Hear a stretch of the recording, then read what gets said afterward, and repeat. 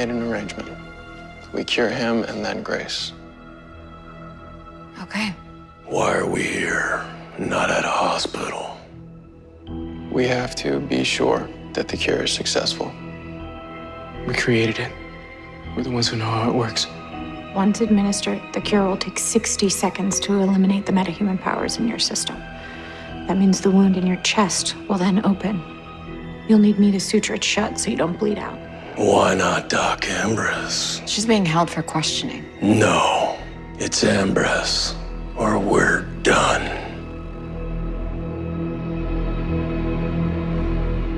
All right, we'll get her.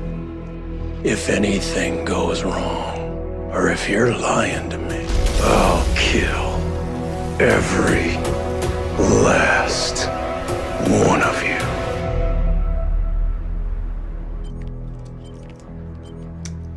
And we're certain everything in this room is sterile. Of course. Everything except that. That thing's not negotiable.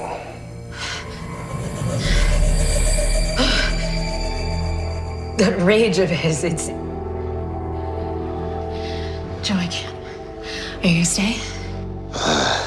Yeah, just in case. All right, babe. Good job today. You too, partner.